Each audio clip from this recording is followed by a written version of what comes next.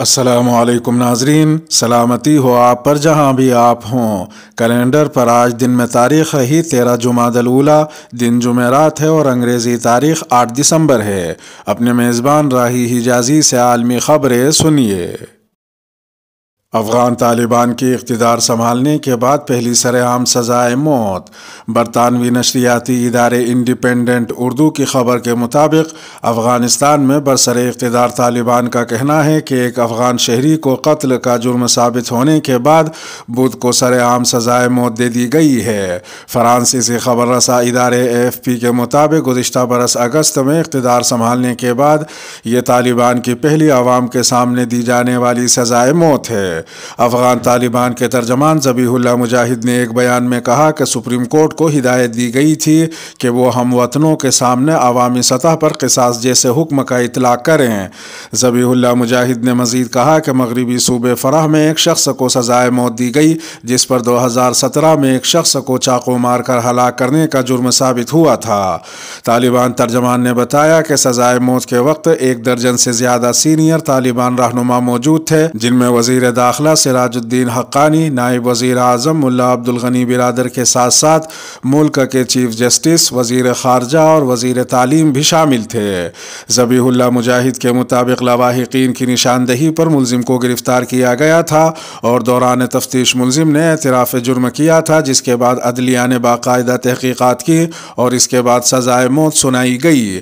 ذبیح اللہ مجاہد کا یہ بھی کہنا تھا کہ آج کے قصاص کے واقعے میں مقتول کے والد نے قاتل کو کلاشنکوف سے فائر کر کے اپنے بیٹے کا قصاص لیا۔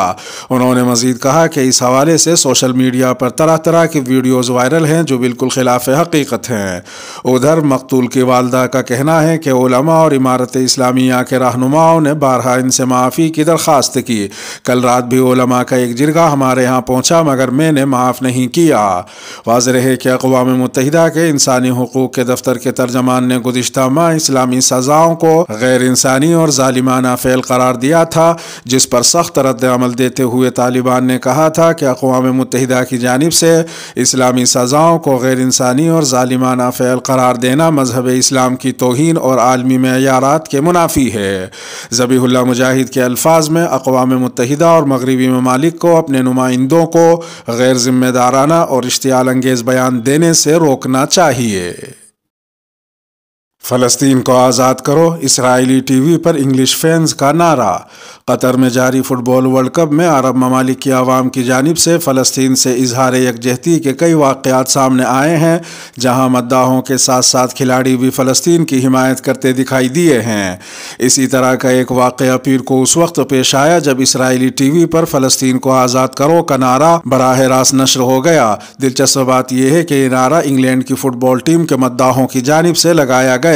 ہوا کچھ یوں کہ ورلڈ کپ کے میچ میں انگلینڈ نے سینیگال کو 3 کے مقابلے میں 1 گول سے ہرایا، جس کے بعد اسرائیلی ٹی وی سے وابستہ صحافی انگلش ٹیم کے مداحوں سے ان کے تاثرات جاننے کے لیے بات چیت کر رہے تھے، جو کہ براہ راست نشر کی جا رہی تھی۔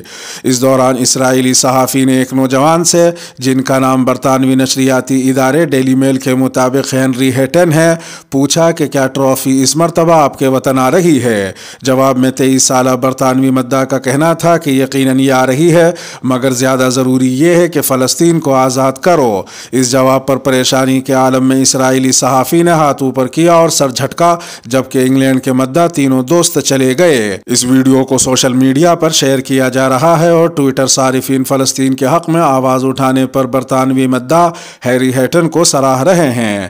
ایک ٹویٹر صارف امر سمرین نے اپنے خیالات کا اظہار کرتے ہوئے لکھا کہ میں قسم کھا کر کہتا ہوں قطر میں جو ہو رہا ہے وہ ورلڈ کپ سے بڑھ کر ہے۔ ایک اور ٹویٹر صارف کا کہنا تھا کہ گزشتہ ہفتے انگلینڈ کے شائقین نے عرب برطانیہ تعلقات کے لیے دہائیوں کی خارجہ پالیسی سے زیادہ کام کیا ہے۔ واضح ہے کہ یہ پہلا موقع نہیں ہے کہ قطر میں ہونے والے ورلڈ کپ کے دوران شائقین نے فلسطین سے یکجہتی کا اظہار کیا ہو۔ اس سے قبل بھی فیفا ورلڈ کپ کے دوران قطری شہریوں اور دیگر شائقین نے اسرائیلی صحافی سے اس وقت بات کرنے سے انکار کر دیا جب انہیں معلوم ہوا کہ صحافی کا تعلق اسرائیل سے ہے۔ اس کے علاوہ بھی ورلڈ کپ میچوں کے دوران شائقین فلسطین کے پرچم لہراتے رہے ہیں۔ 2 رات پہلے ہونے والے میچ میں مراکش کی فتح کے بعد قطر کی سڑکوں پر جا بجا فلسطینی پرچم لہرائے گئے۔ ترک نژاد اسکول طالبہ کی چاقو حملے میں ہلاکت، ترک سفیر نے جواب طلب کر لیا۔ جرمنی میں ترکی کے سفیر نے جنوبی جرمن شہر اولم کے ایک قصبے میں اسکول کی 2 طالبات پر ہونے والے چاقو حملے کی مکمل تحقیقات کا مطالبہ کیا ہے۔ اسکول کی ان 2 طالبات کو اس وقت چاقو سے حملے کا نشانہ بنایا گیا جب وہ دونوں اسکول جا رہی تھیں۔ اس بہیمانہ حملے میں ایک 14 سالہ لڑکی ہلاک جبکہ دوسری 13 سالہ لڑکی شدید زخمی ہو گئی۔ اس واقعے نے جرمنی خاص طور سے اولم میں بسنے والی ترک برادری کو ہلا کر رکھ دیا۔ جرمنی میں متعین ترکی کے سفیر احمد بسرسین نے اس قصبے کا دورہ کیا اور مقامی ترک آبادی کے ساتھ ملاقات کی۔ اس موقع پر ان کا کہنا تھا کہ یہ جرم کس نے کیا، کیا اس کا کبھی سراغ لگ سکے گا۔ اس کے علاوہ انہوں نے جرمن حکام سے اس حملے کی مکمل تحقیقات کا مطالبہ کیا اور ترک برادری کو اپنی مکمل حمایت کا یقین دلایا۔ دوسری جانب جرمن پولیس نے ایریٹریا سے تعلق رکھنے والے ایک 27 سالہ سیاسی پناہ کے متلاشی شخص کو حراست میں لیا ہے۔ جس چاقو سے حملہ کیا گیا وہ اس مبینہ مجرم سے برآمد کیا گیا۔ واردات کرنے کے بعد یہ شخص بھاگ کر ایک ریفیوجی سینٹر یا پناہ گزینوں کے مرکز میں چھپنے کی کوشش کر رہا تھا کہ پولیس نے اسے حراست میں لے لیا۔ پولیس نے اس پناہ گزین کیمپ سے مزید 2 افراد کو گرفتار کیا تھا، تاہم انہیں بعد میں بغیر کسی الزام کے چھوڑ دیا گیا۔ ان دونوں افراد کا تعلق بھی ایریٹریا سے تھا۔ تفتیش کاروں کے مطابق فوری طور پر اس واقعے کا کوئی واضح مقصد سامنے نہیں آ سکا ہے۔ پولیس کے مطابق حملہ آور کا اس کے علاوہ کوئی سابقہ مجرمانہ ریکارڈ نہیں ہے۔ استغاثہ نے کہا کہ اس حملہ آور نے اب تک خاموشی اختیار کر رکھی ہے اور پولیس یا پروسیکیوٹر یعنی استغاثہ کو کسی قسم کا بیان دینے سے انکار کیا ہے۔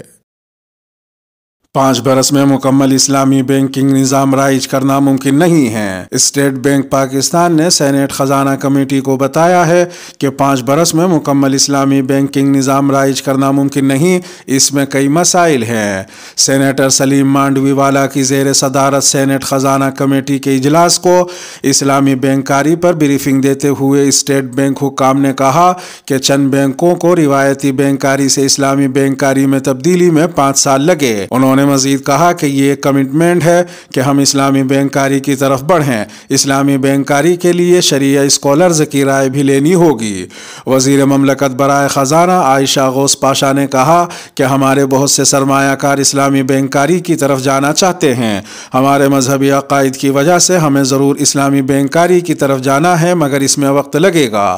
سابق وفاقی وزیر خزانہ شوکت ترین کا کہنا تھا کہ آئندہ وقت میں ڈیجیٹل بینکاری بہت زیادہ بڑھ جائے گی، اسے بھی ذہن میں رکھنا چاہیے۔ انہوں نے مزید کہا کہ اسلامی بینکنگ کو مرحلے وار بڑھاتے جانا چاہیے۔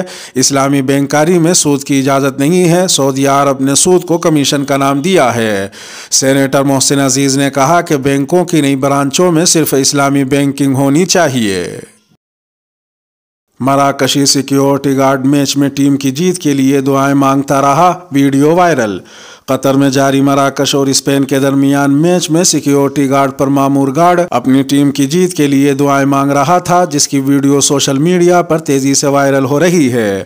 ایجوکیشن سٹی اسٹیڈیم میں کھیلے گئے میچ میں مراکش نے اسپین کو سنسنی خیز میچ میں پینلٹی ککس پر 3-0 سے شکست دی تھی۔ تاہم میچ میں مراکش سے تعلق رکھنے والا سیکیورٹی گارڈ فرائض کی انجام دہی میں مصروف تھا اور ٹیم کی جیت کے لیے دعائیں کر رہا تھا۔ فٹ بال ورلڈ کپ کے دوران جہاں ہمیں شاندار مقابلے دیکھنے کو مل رہے ہیں، وہیں گراؤنڈ سے باہر ہونے والے واقعات بھی دنیا بھر کی توجہ کا مرکز بن رہے ہیں۔ میچ میں فتح کے بعد مراکش کے کھلاڑی سجدہ ریز ہو گئے اور فلسطینی پرچم لہرائے، جس کی ویڈیو سوشل میڈیا پر وائرل ہو رہی ہیں۔